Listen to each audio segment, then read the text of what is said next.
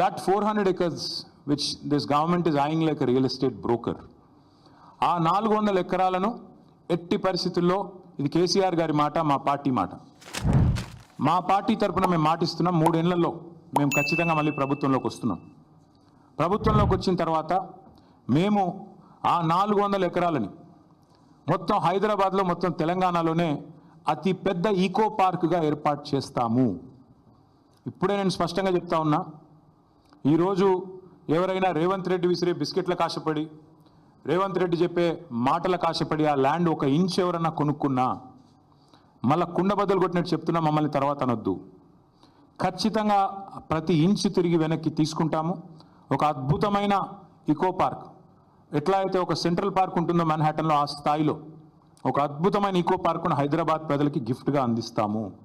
అటు central university విద్యార్థులకు ఆ గిఫ్ట్గా ఉంటుంది, హైదరాబాద్ ప్రజలకు కూడా ఇది ఒక గిఫ్ట్గా ఇస్తాము. ఇది మా కమిట్మెంట్, ఇది మా బాధ్యత.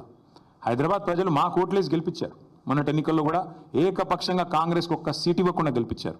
So we are committed to protecting environment in the city of Hyderabad, in the state of Telangana. ఆ 400 ఎకరాలు పొరపాటున కూడా ఎవరు కొనవద్దు. కొంటే మీరు నష్టపోతారు, మమ్మల్ని తర్వాత తప్పుపడ్డద్దు. ప్రభుత్వంలోకి వచ్చిన తర్వాత కాదు, 3 ఏళ్ల ముందు చెప్తున్నాము, మమ్మల్ని తర్వాత అనవద్దు. ముందే చెప్తున్నాము, ఈ ప్రభుత్వం రియల్ ఎస్టేట్ విస్తరణ కాంక్షతో పనిచేస్తోంది.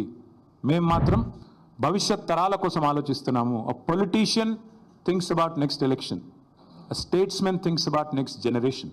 అందుకే మా నాయకుడు కేసీఆర్ గారు చెప్పారు, వచ్చే తరాల కోసం ఆలోచించాలి ఆ 400 ఎకరాలు. ఎందుకంటే మొన్నటిదాకా కోర్టు డిస్ప్యూట్లో ఉంది కాబట్టి మేమే కొట్లాడినాం కోర్టులో కూడా. ప్రైవేట్ వ్యక్తులది కాదు, ఆ ల్యాండ్ ప్రభుత్వాన్ని అని మేము కొట్లాడుతూనే ఆ ల్యాండ్ తిరిగి ప్రజలకు వచ్చింది. ఇవాళ అదేదో రియల్ ఎస్టేట్ కింద అమ్ముకోవడానికి కాదు మేము కొట్లాడింది. ఆ ప్రాంతంలో పర్యావరణ పరిరక్షణ జరగాలి, ఆ ప్రాంతంలో ఒక అర్బన్ లంగ్ స్పేస్ ఉండాలి. ఢిల్లీ మాదిరిగా మన నగరం మారొద్దు.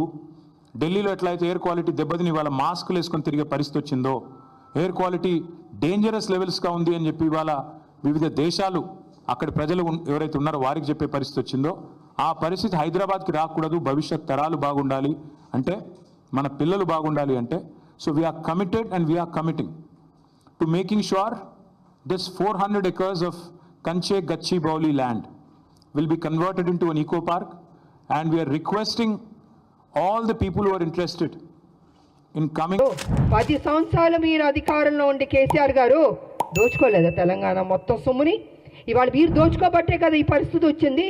అది విడిచిపెట్టి కాంగ్రెస్ మీద నిందలేయడం, ఆయన చేసిన తప్పులు చెప్పడు, 7 లక్షల కోట్లు ఎలా తిన్నాడో అని ఖర్చు అయిందో చెప్పడు, ఎలా అప్పయింది చెప్పండి. నేను కూడా నా పార్టీ నేను అడుగుతున్నాను, సీరియస్గా తీసుకోవాలి సార్, మనం విడిచిపెట్టకూడదు. దీన్ని ఎంత దూరం వరకు తీసుకెళ్ళా? 7 లక్షల కోట్ల అప్పు ఎలాగైంది చెప్పమనండి. దాటవేయడం కాదు, నా మనిషిని మాత్రం విడిచిపెట్టకూడదు. నువ్వు ఉద్యమాలని చెప్పి నీకు చేతిలో తెలంగాణ పెడితే నువ్వేం చేసావు? 7 లక్షల 1 minute సార్, 7 లక్షల కోట్ల అప్పులు చేస్తావండి. మిగులు బడ్జెట్ నుండి అప్పులు రాష్ట్రంగా ఎందుకు వెళ్ళింది?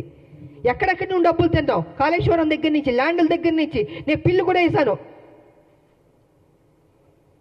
కొన్ని ల్యాండ్లు అమ్మేస్తుంటే పిల్లు వేసానండి నేను. ఇలా ఎన్నో జరిగినాయండి. అందుకే వాళ్ళు చెప్తున్నాను నేను, కేసీఆర్ వాస్తవాలు నువ్వు మాట్లాడాలి. సమయం దగ్గరికి పడింది. నువ్వు చేసిన తప్పులు చెప్పాల్సిందే. మేము విడిచిపెట్టాం, డెఫినెట్గా విడిచిపెట్టామండి. మా రాష్ట్రం మేము కష్టపడి తెచ్చుకున్న రాష్ట్రం, నా ప్రజలు బాగుండాలని కోరుకునే వాళ్ళం మేము. ఉద్యమకారులకు మాకు నిత్యం మా ప్రజలు బాగుండాలి, మేలు జరగాలని ఆలోచిస్తూనే ఉంటాం మేము. ఇంతకు మించి మాకు అయ్యా ఉండదండి.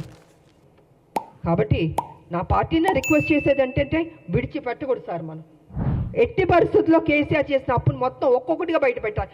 ఏదో నామకే వాస్తే మనం మాట్లాడడం లేదా వదిలేయడం కాదు.